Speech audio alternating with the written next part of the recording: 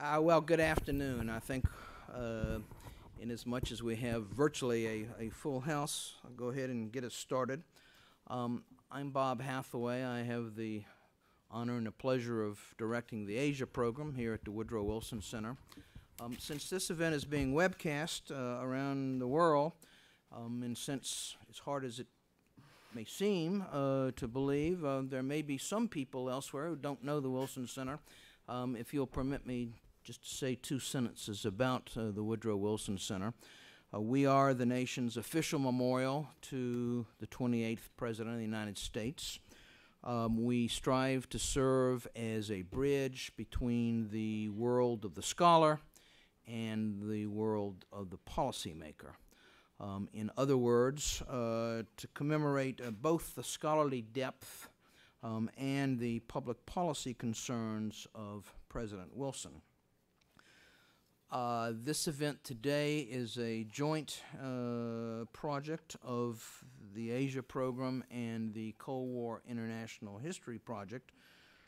Peter and I were talking briefly just a couple minutes ago, and he was marveling at the quantity and the quality of documents that the Cold War Project has unearthed, translated, and published and made available to scholars. You simply cannot do Cold War history without using the resources of the Cold War Project. So I'm delighted to be working with Christian Osterman and his team on this project today. The publication of Peter's new book, and indeed the timing of our event today could not be more appropriate. We are approaching the 10th anniversary of what has now become America's longest war. We have begun the process of drawing down American and other NATO troops from Afghanistan, though probably not as quickly as many Americans would like to see. One hears talk and speculation about tentative efforts to jumpstart a peace process, a negotiating process. I hope Peter or our other two speakers might have something to say about that further on in the afternoon. Most people would contend that success in Afghanistan is contingent upon support from Pakistan's eastern neighbor, Pakistan. Pakistan and Afghanistan, of course, have had a troubled relationship. The American relationship with Pakistan is equally tortured. Indeed, the last day or two has brought hints from Pakistan that it may withdraw many of its troops from the border regions separating Afghanistan and Pakistan. Only yesterday morning, President Karzai's half-brother was assassinated in Kandahar. So the war, singular, in Afghanistan is very much on our minds and very much an issue before all of us today. Today's speakers, all three of them, are superbly equipped to shed light on today's developments, but equally importantly, to place today's headlines into a historical and cultural context. This historical context, in particular, is badly needed. Americans are notoriously ahistorical, which is a polite way, I think, of saying that many of us are woefully ignorant of history. I would draw your attention to the title of Peter's book. It's not the War of Afghanistan, it's the Wars, plural, of Afghanistan. This is not the first time that a great power has found itself stuck in an Afghan tar baby. Nor is it the first time the United States has found itself at war in Afghanistan. And without trying to co-opt Peter in any way, I suspect he'll tell us that until and unless we understand these earlier experiences, we really don't have much of a chance of disentangling ourselves from Afghanistan today with any measure of success. So that's what we're about, and it gives me great pleasure to welcome all of you and to shortly turn things over to my colleagues up here. Let me make just a couple of announcements. First of all, as many of you noticed, there are copies of Peter's new book for sale immediately outside the doorway up there. I encourage you to pick up at least one and preferably several copies. I have informed sources that tell me that Peter will stay here signing copies as long as you keep buying them. In order to facilitate that process, we will be hosting a reception, also immediately outside, at the conclusion of today's event. So what better opportunity do you have than drink a glass of wine and have a few nibbles and buy away, and then get Peter to sign away. I'd also very briefly like to mention that we have here over the next 2 weeks 2 other programs on similar topics that I would like to not only bring to your attention, but also to invite you to join us. A week from tomorrow, Thursday the 21st of July, the Wilson Center is hosting former Pakistan President Pervez Musharraf, who will be talking on the troubled state of the U.S.-Pakistan relationship. That's Thursday the 21st. And then on Wednesday the 27th, one of our former visiting scholars here, Riaz Muhammad Khan, who was a senior Pakistan diplomat, was served for several years as Pakistan's foreign secretary, was involved intimately in Afghan affairs for 20-plus years, and who has just published a book on Afghanistan and Pakistan. He will be speaking here on Wednesday the 27th. So I would invite you to return not once but twice in the next 2 weeks for these events. Okay, on to the business of the day. We'll hear first from Peter Tomsen. Peter is Ambassador in Residence at the University of Nebraska at Omaha. He has a long and distinguished career as an American diplomat. Spent much of his time handling Asian issues. He was posted, among other places, in China, in India, Thailand, in Vietnam, also in Russia, the Soviet Union, during the height of the Cold War. He was the first President Bush's Special Envoy on Afghanistan with the rank of Ambassador right at the tail end in the immediate aftermath of what some of us will refer to as the first Afghan War. By that we really mean the first war in which the United States was involved in Afghanistan. Peter had that position between 1989 and 1992. He subsequently served also as the American ambassador to Armenia in the mid-1990s. Peter, we'll turn things over to you, and then I'll introduce our other speakers after you finish. Thanks very much, Bob, for the introduction. Our friendship goes back, you were on Steve Solar's staff on the Hill, and I was Special Envoy. And Bob was reminding me that the first time we met was at Sig Harrison's dinner. We spent, of course, the evening talking about Afghanistan, our favorite topic, even today. I would add, too, to what Bob said about the Woodrow Wilson Center, that there's no institution, I think, in the Western world which has done more high-quality work, made a greater effort to delve into Pakistani and Afghan issues than the Woodrow Wilson Center. A book, I've never seen a better study Bob put out, a book on education in Pakistan was published a couple years ago, which I referred to and use as a source in my book.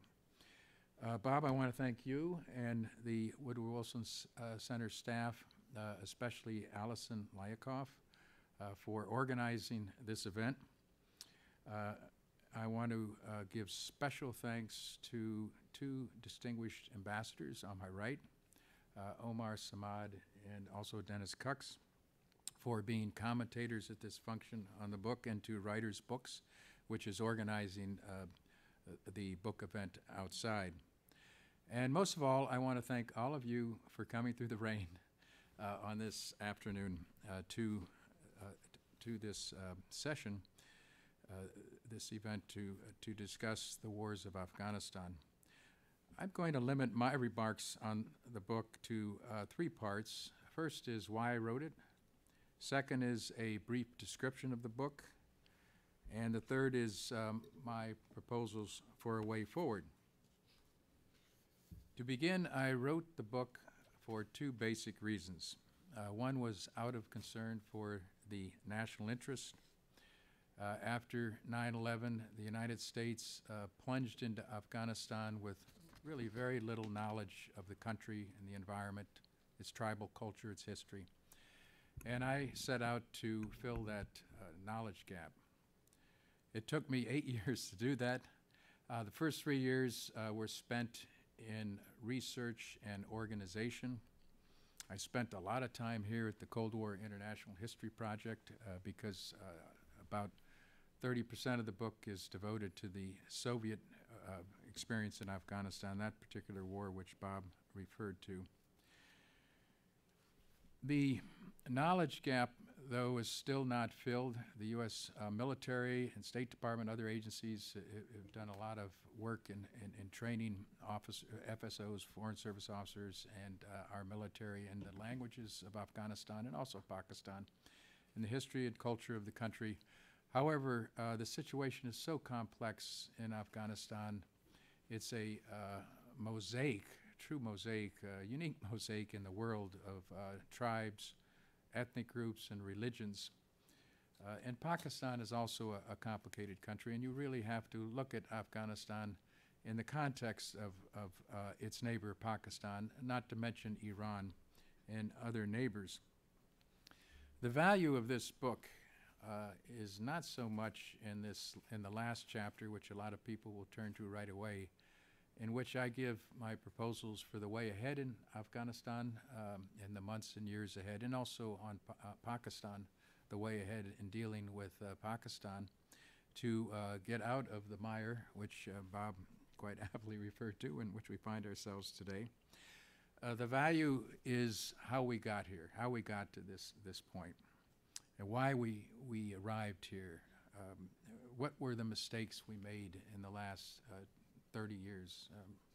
The book focuses on all of these mistakes, and the last chapter attempts to climb out of the Afghan political cauldron in which we have found ourselves in now, like others have previously, and how to go forward.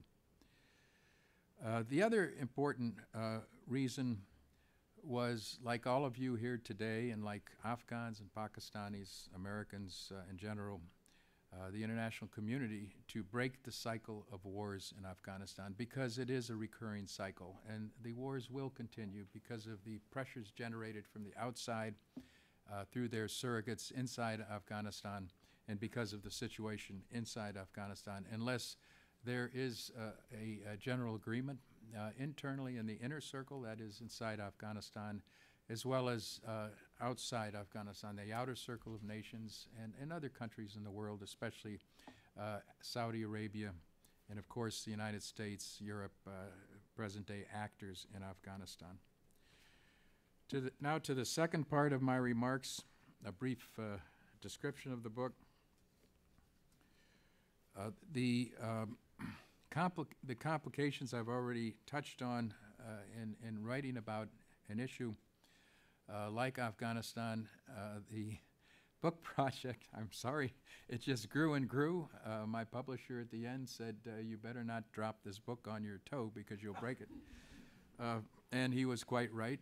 We started out in the contract with 125,000 words, and I asked if I could raise it to 160,000 words, and the publisher agreed. And after that, whenever I asked for more space, my editor, who was excellent, Lindsay Jones, and the publisher, Peter Osnos. They just gave up, actually. They just said, go ahead, just go as far as you want. So I added 2 Arab chapters because it's so important to connect the dots with the events in the Arab Peninsula, also in the last 30 years, beginning with the Grand Mosque uprising in 1979, which is explained in depth in one of the 2 separate chapters now on the Arab world in the book. These 2 chapters also describe the religious ferment in the Arab world, the rise of the Muslim Brotherhood, which is a non-state actor but very important and active in just about every Arab country. Also, after the Grand Mosque uprising, the radical Wahhabi movement in Saudi Arabia, especially in the clerical establishment, and how the royal family tried to contain it to stay in power and to propitiate it by funding charities in the clerical establishment and allowing those charities to move abroad with support from petrodollars, not only the Saudi government, but also from the clerical establishment and also businessmen. And what emerged was a hybrid that sort of combined this radical Wahhabism, very virulent anti-Shia strain with it, and the Muslim Brotherhood revolutionary philosophy. This ideological wave poured into the frontier of Pakistan and at the time the military dictatorship in Pakistan, led by Zia-ul-Haq and his military intelligence organization, known by its acronym ISI, took that philosophy and attempted to use it to establish an infrastructure along the frontier of madrasas, training camps, mosques, and of course the charities, all of which had two wings. One was humanitarian or educational, and the other one was covert military. So this infrastructure grew over the years, this Islamist infrastructure, and became a platform for expanding the ideology into Afghanistan. And that's the situation we face today. The fire of this ideology and also the jihadi highway, which goes into Afghanistan, sending fighters from this network into Afghanistan to fight the U.S.-led coalition and the Afghan government. Its origin is in Pakistan, and it's still out of Pakistan into Afghanistan, which is more of a which imbibes more of a moderate Islam, in a Sufi influenced Islam in its history. Aside from those 2 Arab chapters, I also last year asked the publisher to add 2 more. One on the Obama administration, because the book was taking so long and we were already halfway through the Obama administration. So the book actually ends in the spring of this year, so you'll be becoming basically up to date. In fact, my family and I were on vacation in Hawaii after finishing the book and handing it in, and it was going to the printers, and I got a call from Peter Osnos saying, Osama bin Laden has just been killed by U.S. Special Forces, so you have to add this to the book. And of course, that was very sensible, and I took a two-day break from the vacation and added that, and it's included inside the book. So in the end, the publisher also asked me, because it was such a complex topic, to add a cast of characters. So I drew up brief descriptions about 140 actors in the book of all nationalities, including non-state actors like Osama bin Laden and others. And in the end, the back matter and the front matter of the book added up to 180 pages, which is essentially the size of a small book. The structure of the book lies in 4 parts. is divided into 4 parts. The first one is a platform for the other 3 parts. It explains in some detail the history and the culture of Afghanistan and the different religious groups in Afghanistan. There's a lot of maps, charts, tribes, of tribes and ethnic groups in that section.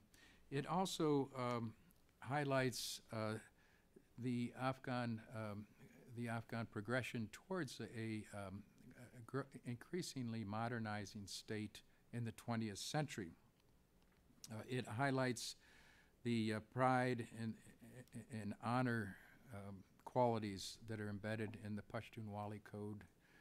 There's a joke among Afghans that the Afghans like to say that if you respect an Afghan, you can take him to hell. But if you don't respect an Afghan, you can't even take him to heaven. Let me repeat that because it's pretty funny. I thought that if you respect an Afghan, you can take him to hell. He'll follow you into hell. If you don't respect an Afghan, he won't follow you into heaven. Another quality is badal. This is a very important tenet and tradition of the Pashtunwali code, which is retribution for any slights to your honor or pride or to your family, and especially to your womenfolk.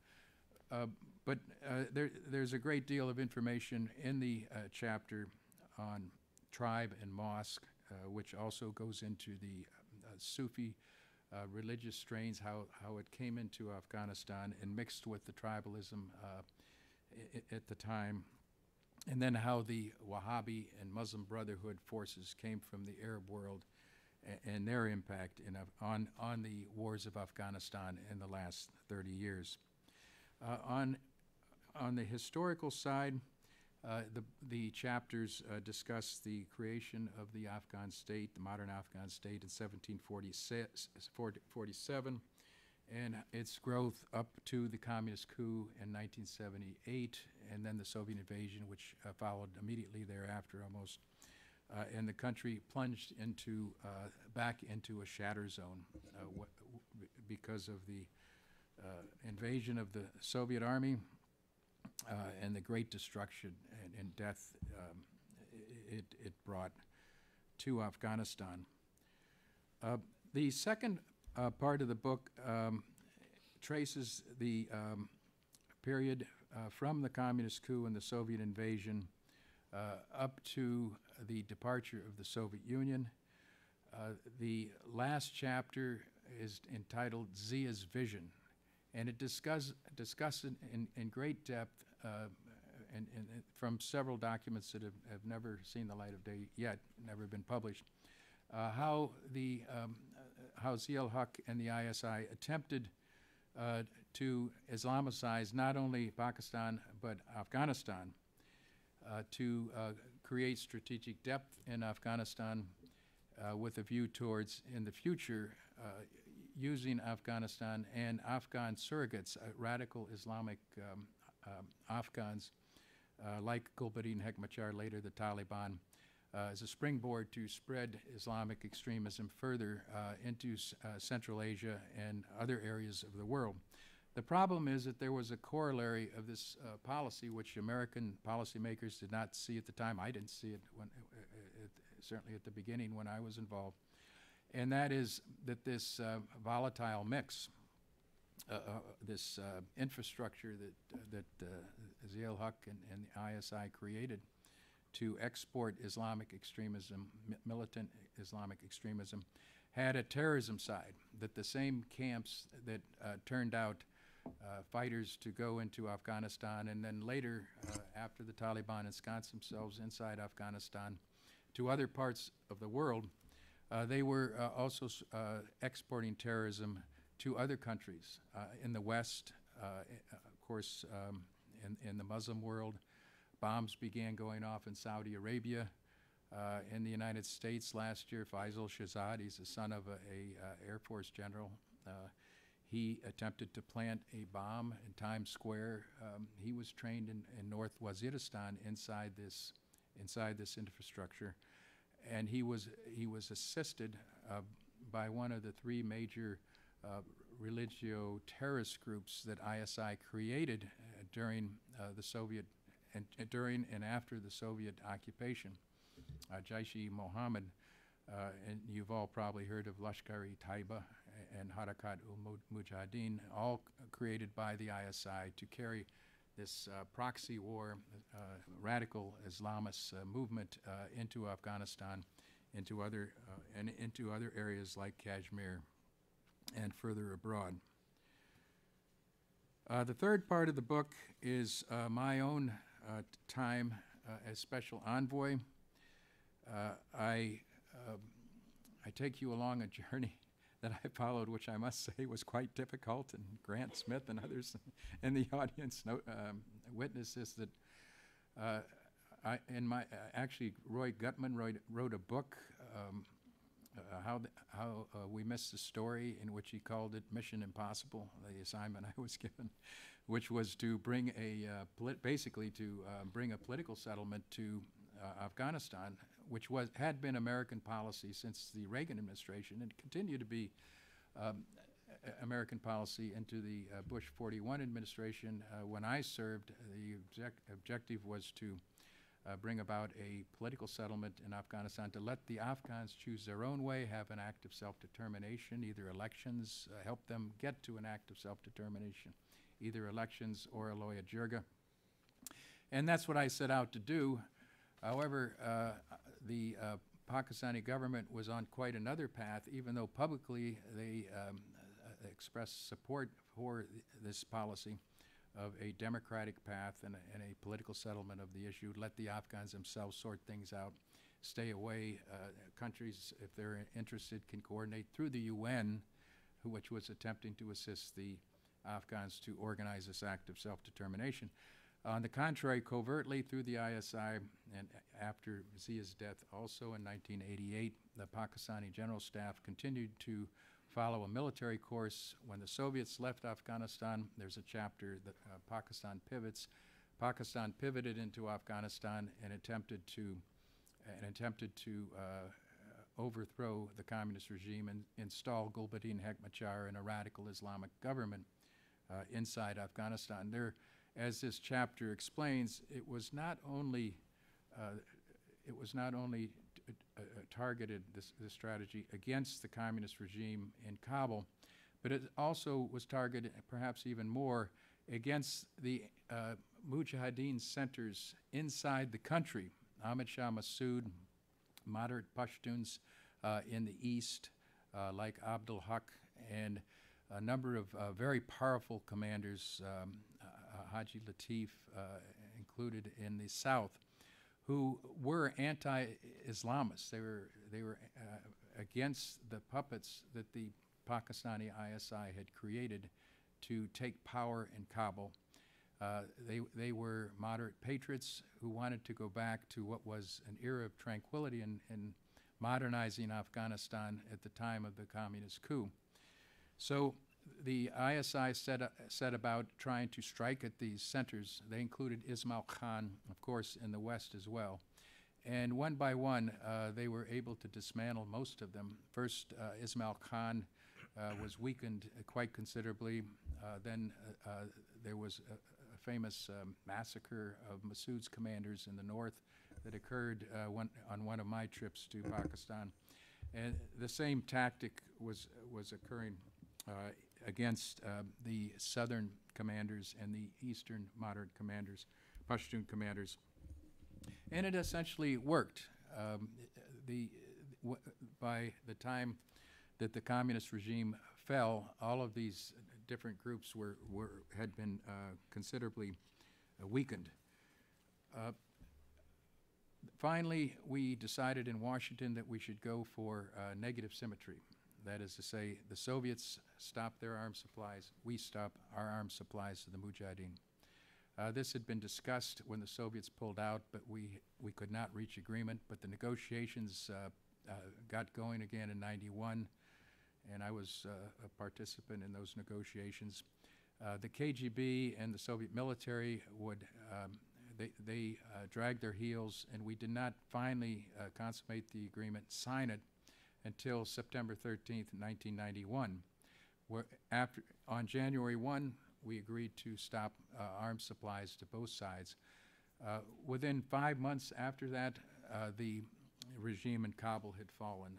All of our intelligence community agreed that in the end, negative symmetry, whereby both superpowers stopped arms to the belligerents, would hurt both sides. It would hurt the communist side the most. They depended on outside aid the most.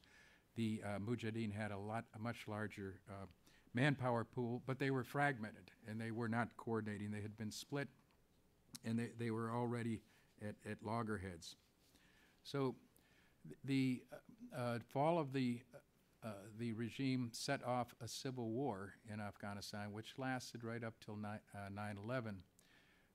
Some state that this was a civil war along the lines, say, of the American Civil War, where we had regional differences and we had an internal clash. But I argue in the book that it was more like the Spanish Civil War, where you had outside great powers involved with their own proxies inside the country, and it was a much more complicated civil war. And that situation in Afghanistan has continued till today. You cannot stop the wars of Afghanistan unless you deal with both sides of the equation. One is the internal side, the other is the external side. The fourth part of the book, the last part, deals with the post 9/11 era up till the present, and it describes the many mistakes we made after we plunged into Afghanistan without really knowing the environment that we were in. And that also applies to members of the coalition that we were operating with.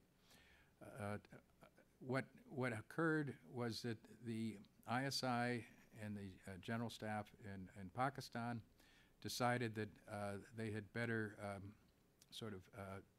to defuse the war and pull as much as they could of the Taliban and Al-Qaeda remnants back to Pakistan, to their original sanctuaries, where they had been before the Soviet war. I explain in the book how, in fact, I met Taliban leaders when I was Special Envoy, and what ISI did with them in developing the Taliban was to take these mullahs who were semi-literate, like Mullah Omar and others, and put them into a shura, which they used to fight the communist regime in Kabul.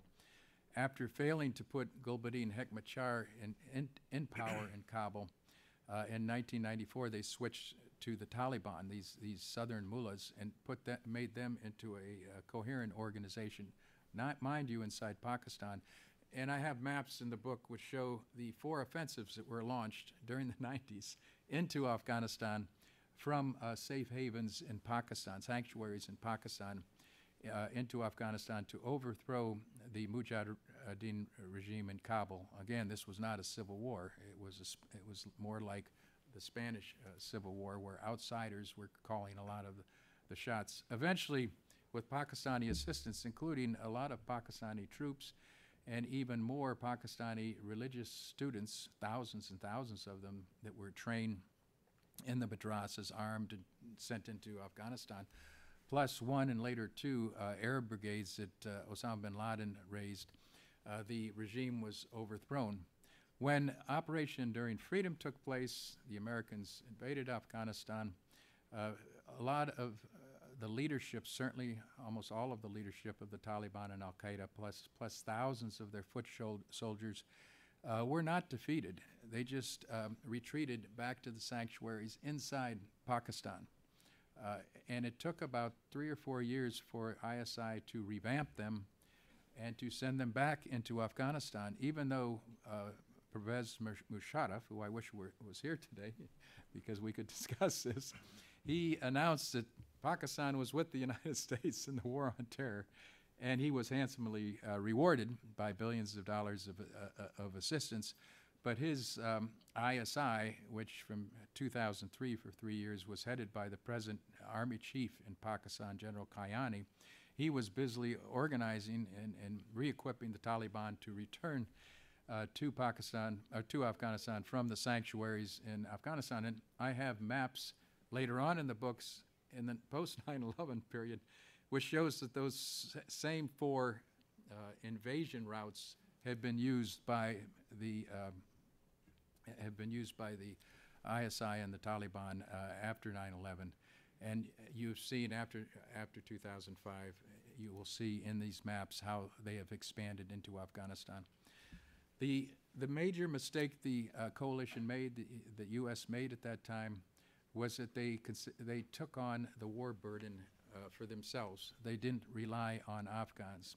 7 months before 9/11, Massoud told the press conference in Europe that Afghans don't want foreign troops, we don't need foreign troops, we can defend our own land. And that was a position that Abdul Haq took before he was also assassinated by the Taliban, Massoud by al-Qaeda 2 days before 9/11. In October 2001, as the Americans were preparing to launch the attack into Afghanistan, Abdul Haq was telling the Western media that we should not have foreign ground forces in the war in Afghanistan. It will just screw up the tribal balances, and it will, in the end, it will be counterproductive. So now the Obama administration has finally announced, and it's because of our internal politics as well, the military and intelligence prongs of our government, who incidentally should be policy implementers mainly, but not policy makers as they have been during the George W. Bush administration in the first 2 years of the Obama administration. They deserve a seat at the policy-making table, but once policy is settled, they should be implementing that policy. Unfortunately, during my time and during the George W. Bush administration, first 2 years of the Obama administration, they have been dominating U.S. policy, and it's been more tactical than strategic. It's usually been looking at the military side and what's going to happen in the next 6 months, what should we do looking at the next fighting season in the next year. We really need a broad overlay, a broad strategic policy that looks not only at Afghanistan and Pakistan, but the region, and then implement that policy. And I go into that in the last chapter of the book. The last chapter of the book makes recommendations in 3 general areas. Because of the time factor, I'm just going to sum them up. The first area deals with Afghanistan, the second with Pakistan, the third with the regional and global dimension. In the first area on Afghanistan, in the book, I advocate not only Afghanistanization, which the administration is now following finally, but also de-Americanization. We still are calling all the shots in Afghanistan on the military side, on the economic side. I have a chart which shows American preeminence and Afghan dependence. And in that situation, you're never going to succeed in Afghanistan. Foreign armies have never succeeded in stabilizing Afghanistan. Only Afghans can do that. And right now, they're not doing it. We're saying we're moving towards that. We should have been there from the beginning, but we're still not de-Americanizing the war, and that should be a part of the Afghanization approach. On Pakistan, I urge a fundamental change in American policy towards Pakistan, that not only our stakes in Afghanistan are important here, but also the growth of global terrorism. That it's, even though there's problems now in Yemen and other parts of the Muslim world, the epicenter of radical Islamic terrorism still remains in northern Pakistan, in this infrastructure where Osama bin Laden was found and where his successor Ayman al-Zawahiri is hiding out. Our focus should still be on Pakistan changing course and genuinely cooperating in the war, in the struggle against Islamic extremism. And the ramifications are also extending now to the Arab Spring. It's very promising. However, it's also very volatile. And this area of the world in northern Pakistan is a threat to the Arab democratic movements that are underway in the Arab world. and it could drive them drive this trend in a radical direction, and it would come out of this area, this radical thrust, if it did. The final step that I advocate is regional and global reinforcement of the first two. The United States is so focused on the tactical, especially military and intelligence areas, that it doesn't look at the big long-term picture. We have tremendous influence, and we have great strengths on the diplomatic side, on the geostrategic side. That's what took us to victory in the Cold War. But we had a long-term plan. We had a long-term program. It lasted 40 years. We knew where we were going at the very beginning. Our military and intelligence assets were used to, and they were absolutely essential to reaching the final goal, which was the collapse of the Soviet Union. We have nowhere near that type of an approach on Afghanistan and Pakistan. I was very disappointed in the President's speech on downsizing in Afghanistan. It was all a bundle of tactics. There was nothing long-term at how we want the region to look. It was in, say, 10 years, 20 years' time, and how we're going to get there. It was an opportunity for him to do this. He didn't do that. His advisors didn't have him do that. So that wraps up what I would say. But I think it's time to move to the commentators, Bob. All right, well, thank you very much, Peter. I think you've simply given us more reason to read the entire book. We'll now turn somewhat more briefly to two commentators. We'll hear first from Dennis Cooks, who is a senior scholar here at the Wilson Center. Like Peter, Dennis had a long career in the U.S. Foreign Service. Like Peter, Dennis served as an American ambassador, in Dennis's case, to the Ivory Coast. Dennis also has the distinction, among other distinctions, of having authored what most people regard as the single best book on U.S.-Pakistan relations, as well as the single best book on U.S.-Indian relations. The first subtitled Disenchanted Allies, which unfortunately still true today. The India book, subtitled Estranged Democracies, which fortunately is no longer true. Dennis, turn things over to you. Well, Bob, thank you very much. It's very nice that so many people have come to celebrate the publication of Peter's, the word in French is pavé, brick in English, and don't let it fall on your toes. And this is the soft cover version. This is minus 100 pages. It's actually, the text is just 714 pages. And perhaps it could have been cut, but I don't know. I think it is really an achievement, and I congratulate Peter on it. I think it should be a must-read for any American who deals with Afghanistan, for our diplomats, for our soldiers, for our aid people.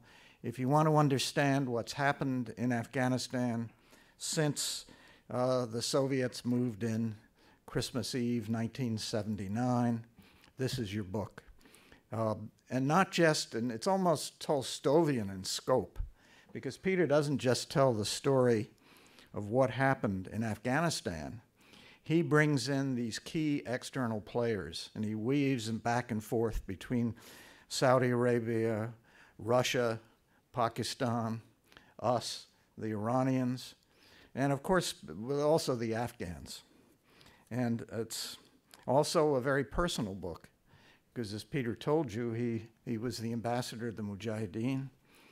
And it's in a way, what would you call it? Not a bureaucratic tragedy, but it's a personal tragedy that the U.S. essentially, when the Russians left, we walked away from Afghanistan. And this becomes very clear in Peter's struggle to say, hey, let's really work towards a political settlement that the Afghans can accept, and let's stop franchising it or outsourcing our policy to Pakistan. But, you know, the world, if you think back, and I guess you have to say in defense of Bush 1, so many things were happening. The Berlin Wall, the Cold War ending, the New World, and Afghanistan just fell off the radar screen. It happened yesterday to run into our ambassador to Pakistan in the early 90s, who was there just after Peter left, John Monjo. And he said he used to, because we had no embassy in Kabul then. And it's ironic, we had an embassy in Kabul all through the Mujahideen period. And when Baker came in as Secretary of State, the very first day he took office, one of his acts was to shut the embassy in Kabul. And his concern was not big picture strategy and what have you. He was worried about there being trouble in Afghanistan and some American would be taken a hostage. And I think it was a big mistake. But let's talk about Peter's book. Again, he really connects all the dots, to use that phrase. And it tells the tragedy, really, of how in these wars, first the Russians, and then the Pakistanis, through their proxies, the Taliban, occupied Afghanistan and failed and ruined the country. And now we are struggling not to occupy it, but to figure out a way to leave it in such a way that Afghanistan hopefully is restored to what Afghans think of as the golden age. That's the period of Zahir Shah before the 1979. Perhaps it wasn't so golden, but at least in comparison with the generation 30 years of hell that has followed, it was pretty good. So that's what our goal is, and I think Peter is very right in saying that the administration, and criticizing the administration for being tactical and for not looking ahead and figuring out a way as our goal to leave an Afghanistan that is, in effect, non-aligned in the modern sense of the word, neutral, and is, again, if you will, a buffer state. At peace, well, maybe not at peace with itself, because Afghans often aren't, but at least at peace with all its neighbors, and not a threat to all its neighbors so that they get sucked in their various conflicts.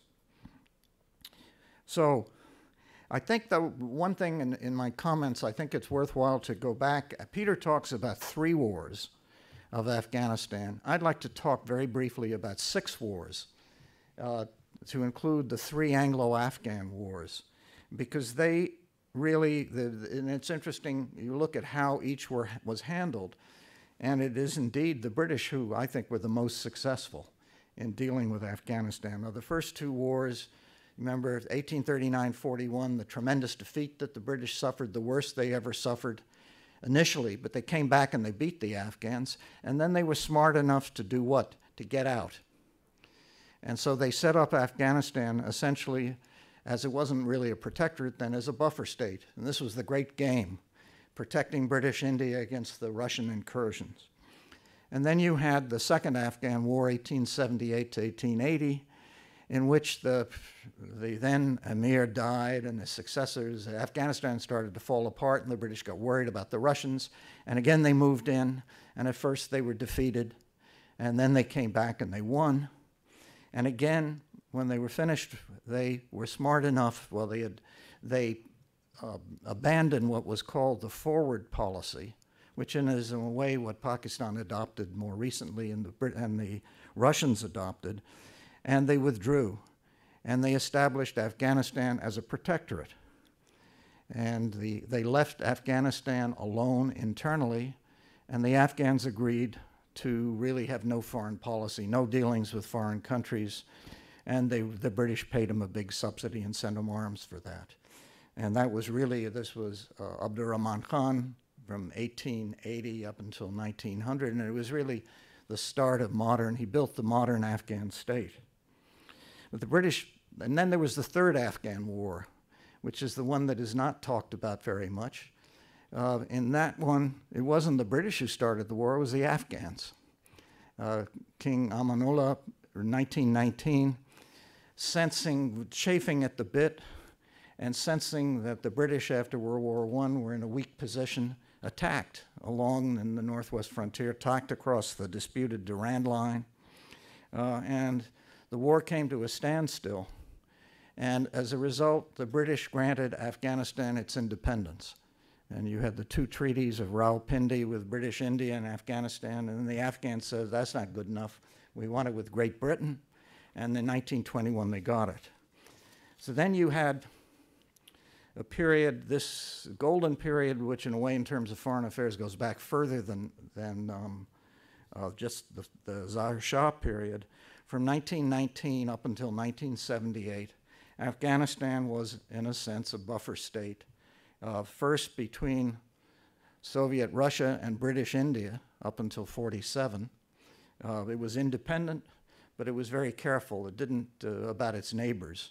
And then from during the Cold War, from let's say 1948 up until 1978, between the communist Russia on the one side, Soviet Union, and between what you might call Pakistan / the US on the other side. And that was the era that today people look back. It was an era of peace. There was more or less calm inside Afghanistan, and friends who served there at the time said you'd roam all over the place, no trouble, very peaceful. Slow development because the rulers were very careful, very complicated society, highly centralized in one sense, but very decentralized in another. Very complicated society. But that ended in 1978, and the Russians stumbled in. As we now know, it was not, they really didn't want to take Afghanistan. They were worried about the communists. Communists staged a coup 2 years earlier, but they were very weak, very small party, and they set out to do two things that Eisenhower said don't do in Afghanistan when he was out there. He said two things move Afghans. One is religion and the other is nationalism.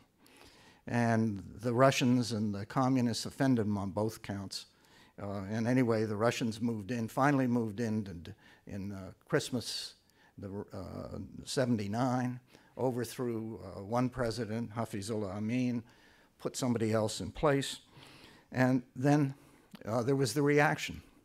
Really, sort of in a way as Eisenhower, not that he predicted, but the Afghans were offended by the Russian presence, and they were offended by the attack on Islam, because the communist state, when Afghanistan, just tried to copy the Soviet model.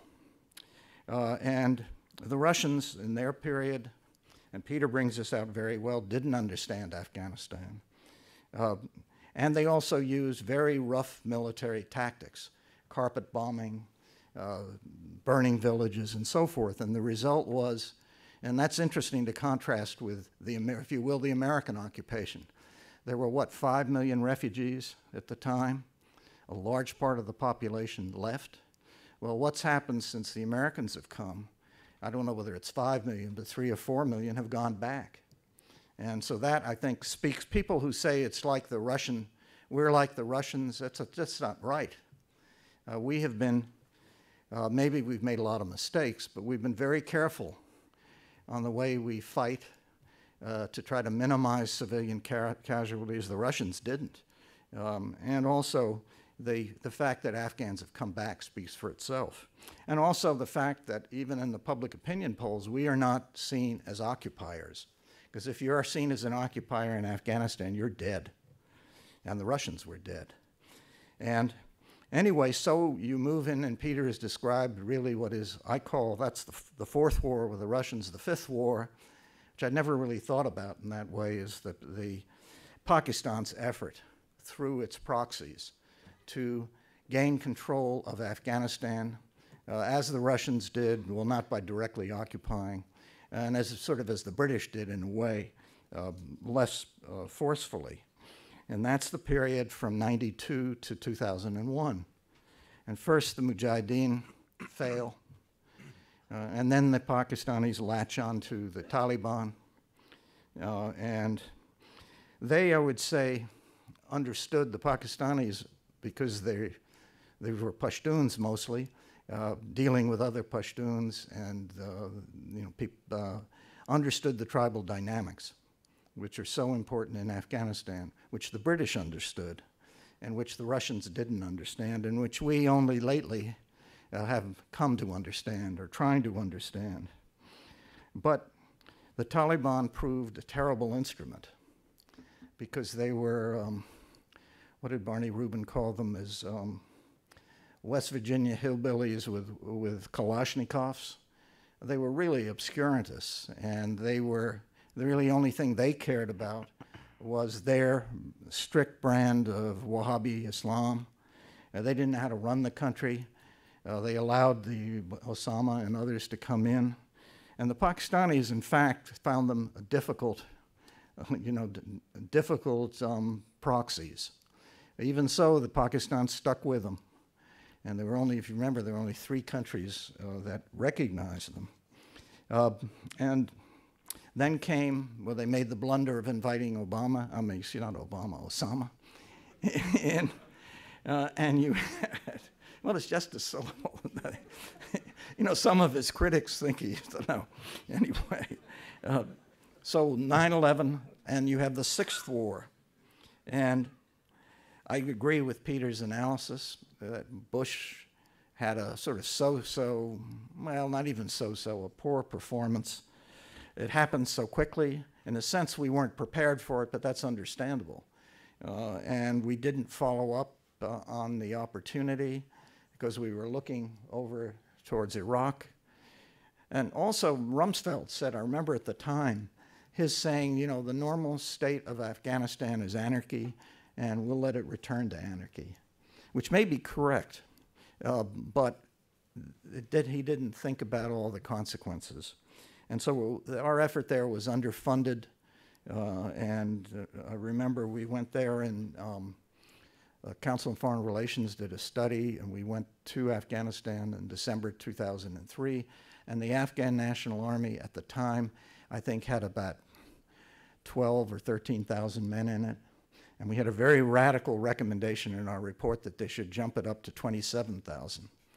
Well, I think today, what are they talking about, 300,000 or something like that?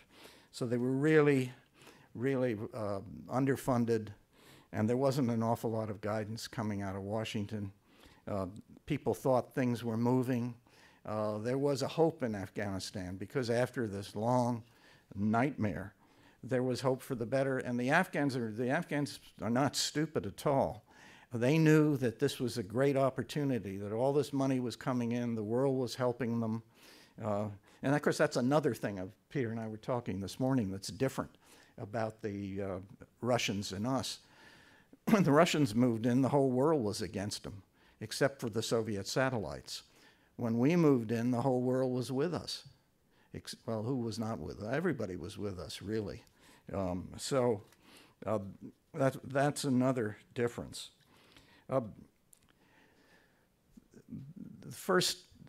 Bush followed this, didn't really focus as much on Afghanistan, although they realized toward the end, okay, time please. I was polite. Yes, well, you are, well, Robert, you're always polite. Yeah. Anyway, let me just say, I think we have changed. I'm a little more upbeat than Peter would be about Obama's effort. I think is focusing on the essentials. He's with the 3 T's: take it to the Taliban, train the Afghans, and transition out. And I think the things that Peter talked about will happen in terms of de-Americanizing the struggle, just in the nature of things. But what I worry about, and I think Peter is right about this, is whether we're thinking about broadly enough diplomatically about the need for not only an internal settlement, but for an external settlement, one in which all the countries around Pakistan, India, Russia, Iran, etc., and the stands agree to keep their hands off Afghanistan. Because if you don't have that, I am absolutely sure that a year after we leave in December 2014, you're going to have another civil war in Afghanistan. Peter proposes in his book that we copy the Congress of Vienna, where they established Belgium, the permanent neutrality of Belgium. I think that's a good idea, except I would pick Switzerland, not Belgium. And if I had my way, January 1, 2015, the 200th anniversary of the Congress of Vienna, there would be another meeting in Vienna to sign the Afghan Compact for Afghanistan's permanent neutrality and to guarantee its borders, and for Afghanistan, something we hadn't talked about, to recognize the Durand Line. Thank you.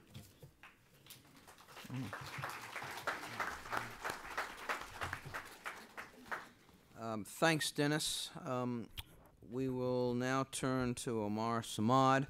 Omar Samad was, until last month, I believe, Afghanistan's ambassador to France. Prior to that, he served for 5 years as his country's ambassador to Canada. He was also, earlier in the previous decade, spokesperson for the Ministry of Foreign Affairs, so he knows his way around the diplomatic arena, certainly. He was born in Kabul, but forced to flee his country following the communist coup in 1978. Settled and educated in part in the United States. Worked in a variety of areas, including and particularly, I think, journalism, and then returned to Afghanistan in 2002. So we welcome Ambassador Samad now. Thank you so much. Thank you very much. Thank you to the Woodrow Wilson Center. My congratulations, Peter, on this accomplishment, major accomplishment. I am one of those people who was talking to you occasionally about how is it going, Peter, with the book, and you always said, well, I'm working on it, and kept on advancing, and so the expectation built up. And one day you gave us the good news that the book is done, gone to the editors, gone to the publishing, and then we received a copy of your book in Paris a few days ago. It actually happened to come to Paris a day before my wife's birthday, and she thought it was a big gift from somebody for her. I had to explain to her, and I said, the deal is you read it first, you tell me, then I'll read it. So anyway, it's a great accomplishment. I don't know how to add to what has already been said, because from an Afghan perspective, this book really gives an expose that fits our understanding of what happened to my country, what happened to us collectively, what happened to our region, especially since the communist takeover and Soviet occupation up to today. I don't want to spend too much time with the past, because I think there may be an interest also to talk about today and the road ahead. I want to talk a few minutes about current issues as well, which may be on people's mind. But just briefly to say that if you go back a few decades to Afghanistan's history and look at what may have happened and what went wrong and what could have probably changed the course of our history, you realize that since probably the post-World War II, there was an attempt by the Afghans to modernize.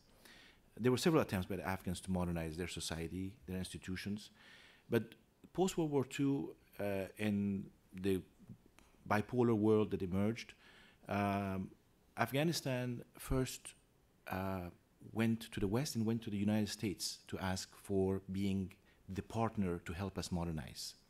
Unfortunately, the United States, especially in terms of our military, and the United States rebuffed Afghanistan's government at the time. And the Afghan government had no choice, or felt that they had no choice at the time, but to turn to the Soviets. And the Soviets opened their arms and embraced us and gave us lines of credit, took thousands of young Afghans for training in the Soviet Union.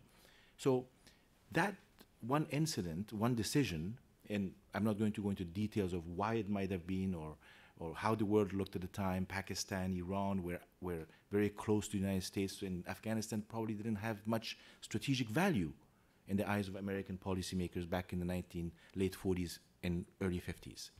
But that was a telling moment. Then the second event that also may have to some extent shaped us was this decade-long democratic experimentation that Afghanistan underwent between 1963 and 1973. Zahir Shah decided that he was going to change the political system from an absolute monarchy to a constitutional monarchy, unheard of in the Islamic world at the time, with a new constitution that gave Afghan men and women basic rights. Right to vote for a parliament, women voting in Afghanistan back in 1964, freedom of expression, and so on and so forth. That lasted for about a decade. So the country was impacted, but it was not very well received by the West.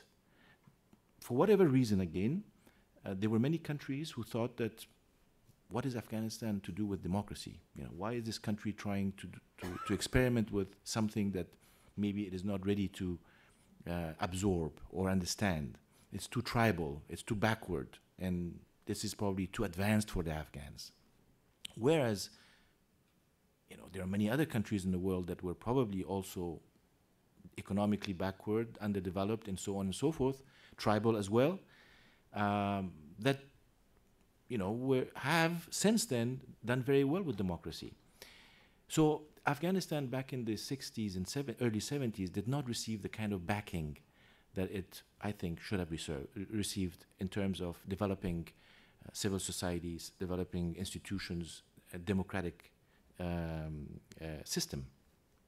Then you have everything else that happened post-1978 with the communist takeover and the debacle after debacle, the crisis after crisis. And I don't want to go into that because already this has been talked about. But 2 points from the 80s that we need to remember, and I think Peter has done a wonderful job of explaining this in his book. One, it took a while for the Reagan administration to really decide that it was worth supporting. The Afghans were worth supporting. There was support, but the support grew over time. And while the decision was made to help the Afghans, Pakistan became the main partner. And it's through Pakistan that the aid flowed to the Afghans. So Pakistan became a very important and powerful decision maker in that process. And I think that this, again, is explained very well, that Pakistan had its own agenda. And unbeknownst to most of us, Afghans and Americans and many others, Pakistan was playing, even then, a double game. A double game of trying to tell all of us that we're on the same wavelength, we all aim for the same objectives, but on the surface it was doing what it needed to. Underlying all of that was the fact that it had a different agenda. And to this day, the Afghans think that that agenda is still at play. And this is what has brought us to this point. So could we have detected that? Could we have done something about it? Probably was probably easier to do something about it back then than it is today. But still, this is part of history now.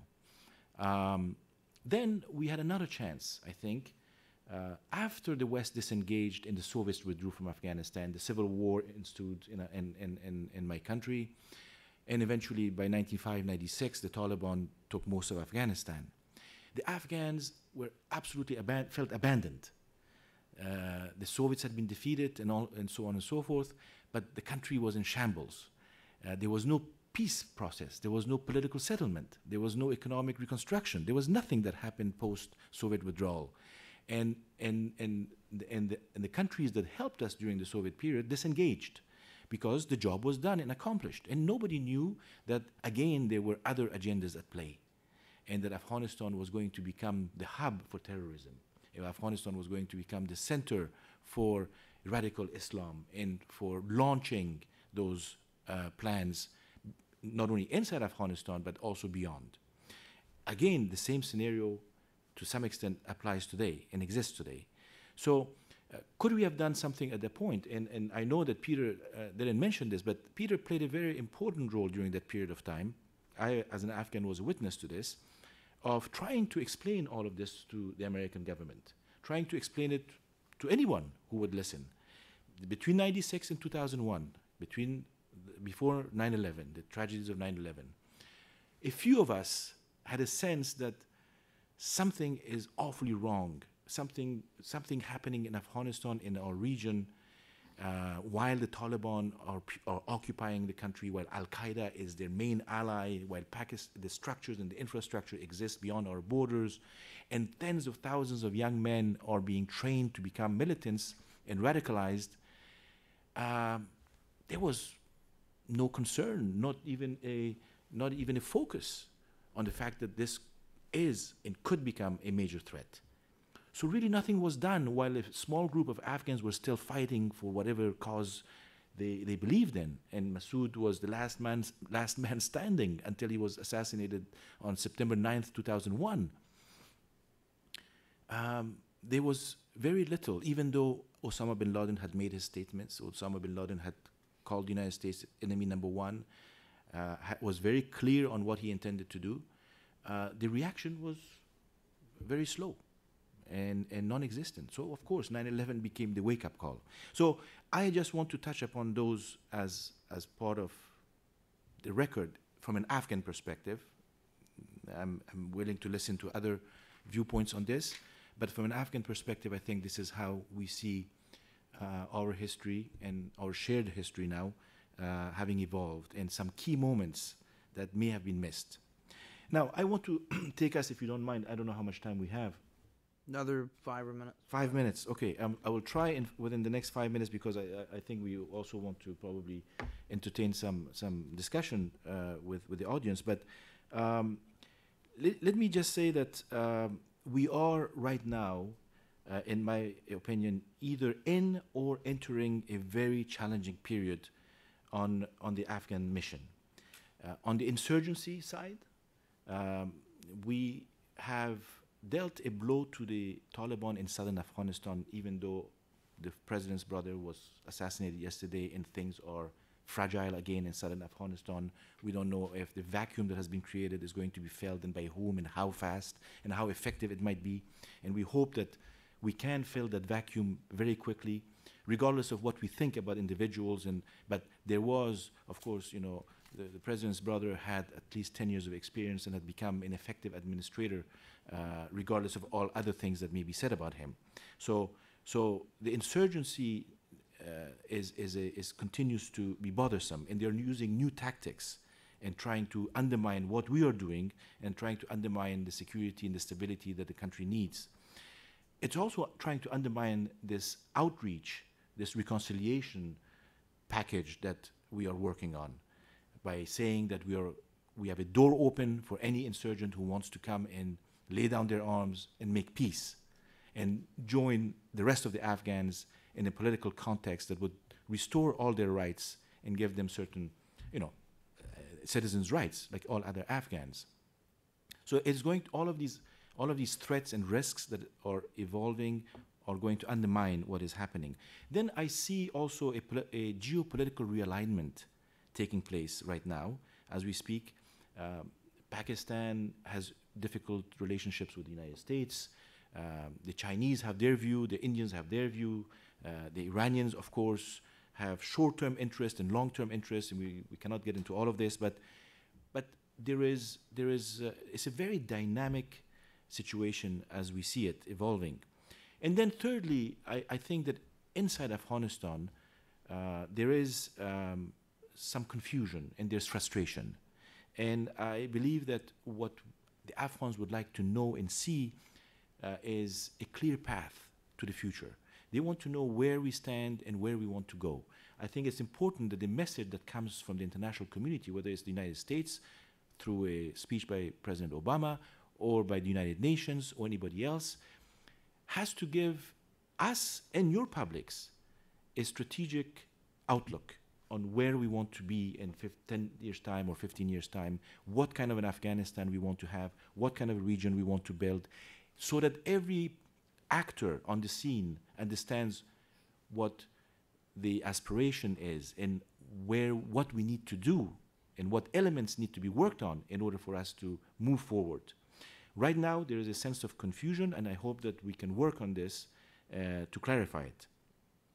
On the donor side, on the contributing side, on those who are involved in Afghanistan with troops and with money and resources, there is a sense of fatigue. There is a sense of there's also shrinking resources. You're facing economic issues, and that has created political pressure. So political pressure is translated into a quicker pullout from Afghanistan, not taking into account what the consequences might be or how to do it best. Is the issue just an issue of immediate withdrawal, or an issue of numbers, or is it an issue of how do we do this smartly in order to accomplish our objectives within a few years and consolidate the gains that we have attained in the past few years? I think that there are several areas where we have serious and real gains that need to be consolidated. I think that the Afghan people understand that they do not have an option other than the democratic path, other than pluralism. In the Afghan sense, there is always talk about we cannot turn Afghanistan into a Switzerland. We never asked to become a Switzerland, and that's not our goal as Afghans. But we do want to build upon what was created back in the 1960s, is to build upon a democratic system that functions for the Afghans, and also would be acceptable, to the international community. This means strengthening civil society. This means strengthening those who are working on human rights, on gender issues. This means strengthening and nurturing those who have now opened space. The youth of Afghanistan, who make up 70% of the population and who are the future leaders of this country, who are yearning for freedom of expression. The Afghan youth in Kabul or Kandahar or Herat is no different than the Afghan youth in Egypt or Syria or somewhere else. But they're way more advanced than the others. The other Islamic countries are starting now to bring change, but we have had 10 years of an opportunity to rebuild ourselves. So we cannot let go of these gains, and we need to consolidate them. Even though we are talking about reconciliation with elements that do not believe in it, there are many many amongst the Taliban and those we call the Taliban who have no understanding or respect or belief in what I just mentioned. But they represent a minority in Afghanistan. And my view is that we need to stick with the majority in Afghanistan. There's a lot to be talked about. Maybe we'll have an opportunity to do so during the exchange. But what I want to say at the end is that the Wars of Afghanistan by Peter Tomsen provides a very strong basis and reference for not repeating the mistakes of the past and for learning from what has worked well and what has not worked in order to apply it to today's Afghanistan. Thank you.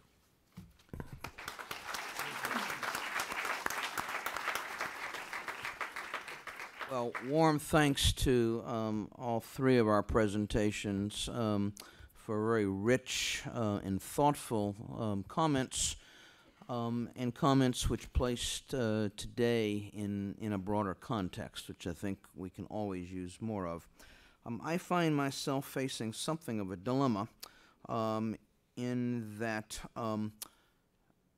many of you, I'm sure, stimulated by what you've heard, would like to ask questions, and perhaps a number of you are also enticed by the thought of refreshments outside the door. I propose to recognize two people to ask questions now, and then we will adjourn and Peter, if I can put you in a spot, if we can ask if you'll be willing to stay around for a while, not only to sign books, but also to entertain additional questions, it'd be very good. So 2 questions now, one here and one there. Stephen, if you'll wait till the microphone gets to you, and if you'll introduce yourself and keep your question very short because we are already out of time. Dan Lieberman. Yeah, you mentioned, the parliamentary process till 1973, but it seems that 1973 seems to be a key date when the constitutional monarchy was overthrown. I was wondering if you can explain. 63 to 73. Yeah, but 73, the constitutional monarchy was overthrown when the king, I believe, was in Italy. I believe he was overthrown by his cousin, or why was it overthrown, and what happened from 73 to 79 that didn't allow at least the parliamentary process to continue? Let's get the second question on the table at the same time. My name is Stephen Shore. Given nature's well-known attitude toward vacuums, would any international guarantee of Afghanistan's permanent neutrality be any more long-lasting than the one given to Belgium? Peter, why don't we start with you, and then we'll go straight down the line, and then each of the 3 speakers can come in on one or both of those questions. That's right. Mohammed Daoud overthrew his first cousin and established a republic, which was certainly not a democratic republic, although he promised it would be, and it never was, and abolished the monarchy. And Zahir Shah was in Europe at the time traveling. So he remained in Europe until after 9/11, and eventually came back when the Americans went into Afghanistan. Daoud followed a policy which is described in some detail. I give a lot of attention to this in the book, of appealing to the left. And he established a working alliance, wasn't in writing, with the one wing of the Communist Party of Afghanistan, which was, of course, very close to the KGB. So he was playing with fire. He used the communist officers in the Afghan military and also in the Ministry of Internal Affairs, running the secret police. There were communists secretly embedded there that were attached to this wing of the Communist Party to overthrow Zahir Shah. After about 2 years, he began to purge those communists, but it was really too late by that time.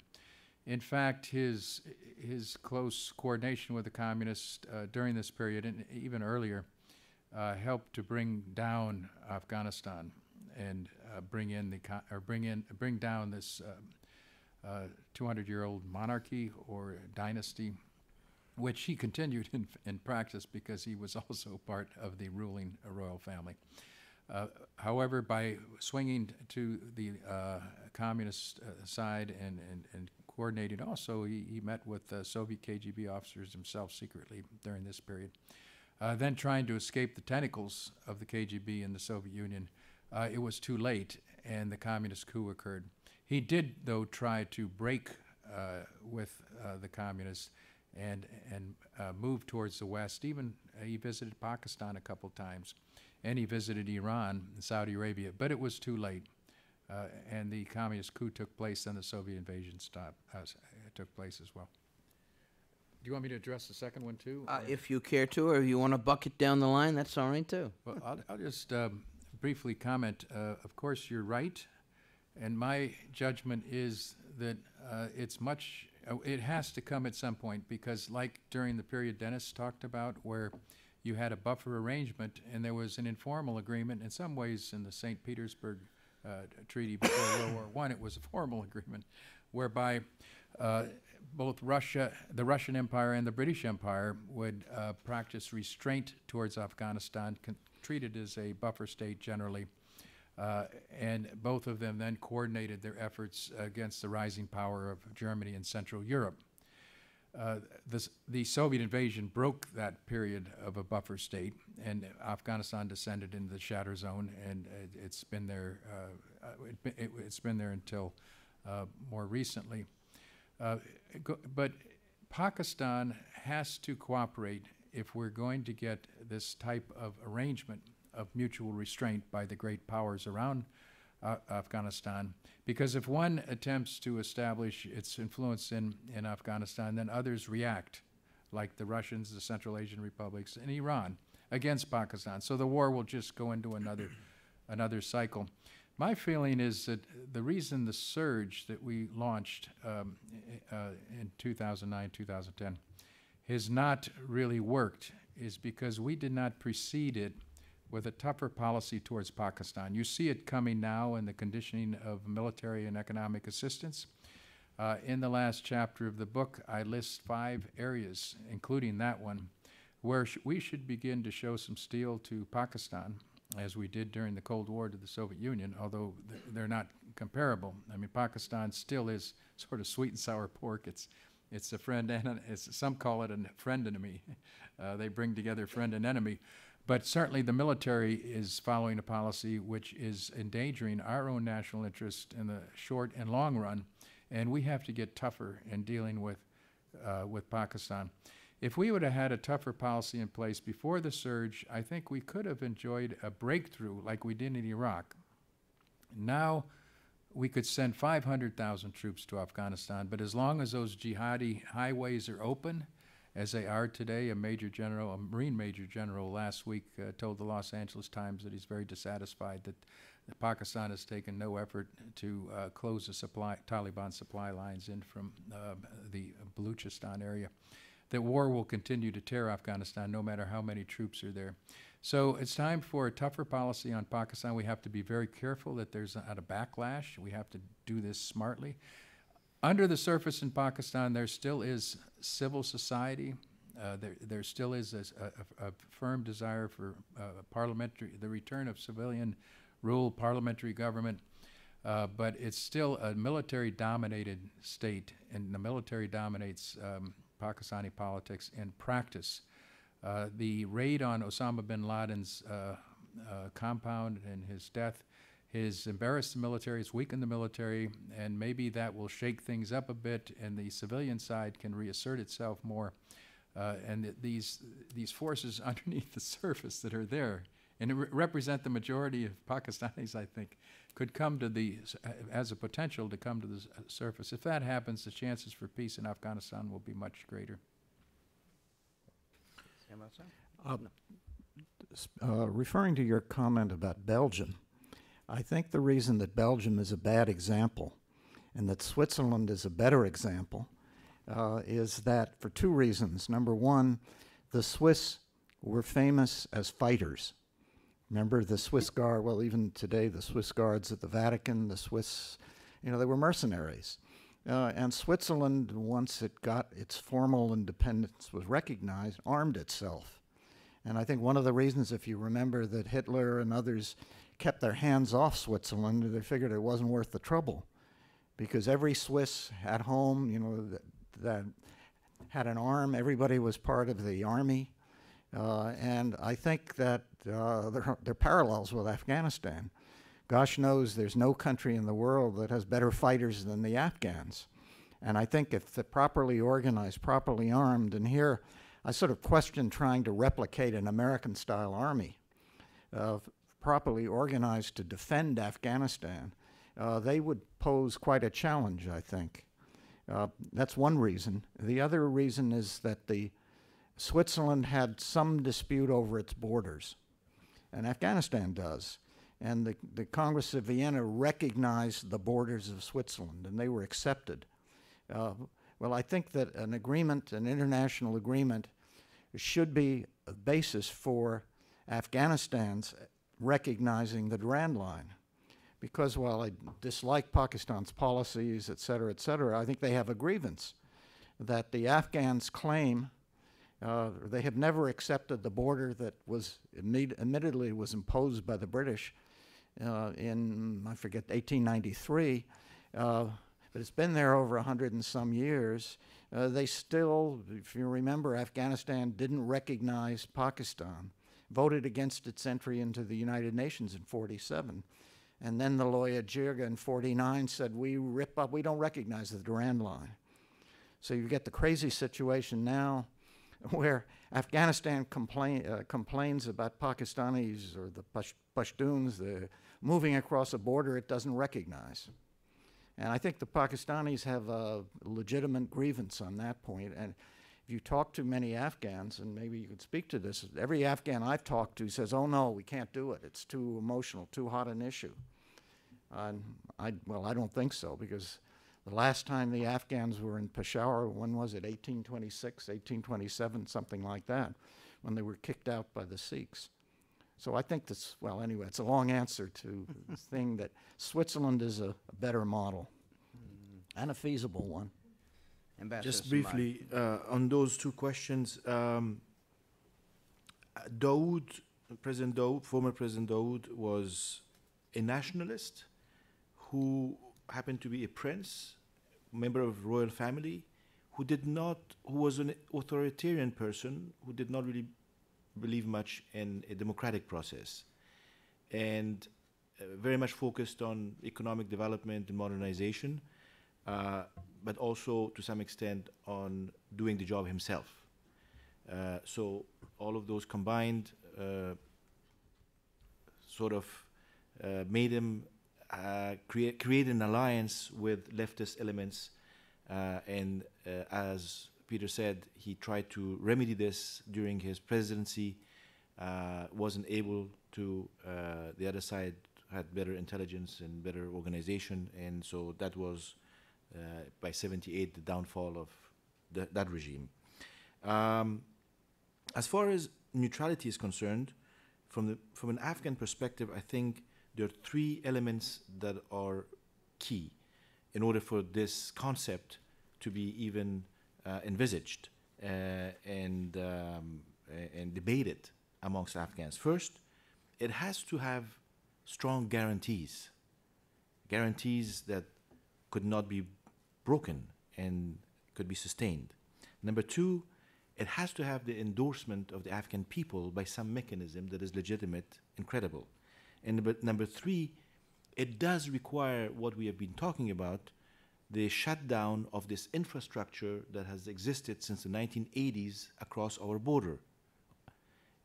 Unless there is an attempt made by our neighboring country to seriously tackle the issue of terrorism and extremism, and to start shutting down elements and bits and pieces of this infrastructure that exists, we are not going to be able to neutralize Afghanistan in the Belgian way or the Swiss way or any other way. So because that will always be there. If it still exists and we are talking about Afghan neutrality, it's not going to work. As far as the Duran line is concerned, of course, Afghans are, looking back at their own history, are emotional about it. But I have a feeling that they're also becoming more and more rational about it. What Afghans are looking for is a means at a certain point, once we feel political stability, security is strong enough in Afghanistan, at a certain point to raise this issue through an Afghan mechanism that will debate it. And I think that's a step forward. Peter, I'm going to call upon you to say the last word, or almost the last word. Oh, thanks, Bob. Let me just make a last substantive point that it is in the last chapter too, but I want to emphasize it, that many Afghans are not fed up, but they think it's time for foreign military forces to leave. The Afghan history is filled with examples of this idea among Afghans that they don't want armed, uniform foreign forces in their country for very long. And as Dennis said, the opinion polls show that they still, many of them still want the United States to stay. There's a good attitude towards the United States military. They've given a lot of assistance. But over time, staying for a longer term, they don't support that. I get that from anecdotal information. But at the same time that they want the military to go, they want America to stay. and that's the other side of the coin is extremely important. They want us to stay, to give development assistance, to give economic assistance, economic aid, and they want us as a hedge against Pakistan, because the United States is the only country that can really be a hedge against Pakistan. The problems in our country, though, are overwhelming now, and Congress and the American people want to downsize economic assistance. Next year might be half of what it is this year. The private sector is going to have to take up some of the slack, and we have some tremendous NGOs, very dedicated NGOs that have been working in Afghanistan for years, and I would just like to salute them and ask that you support them, people in this room, if you want to assist the stabilization process in Afghanistan, assist the Afghan people to find an NGO, like for instance, Marie Cucks in the front row runs a very effective NGO. It's the Nuristan Foundation, which is training women to work, giving them jobs, and also literacy courses for women and girls in different parts of the country. And there's many other good NGOs that are doing terrific work in Afghanistan. And I just like to make a request that you consider in the future, if you have an interest in Afghanistan, supporting the efforts of NGOs in the country. I also want to offer a vote of thanks to Bob Hathaway and his staff, again, Allison standing in the back, for holding this book event. All of us here at the table appreciate it, and I think people in the audience do as well. Thank you, Bob.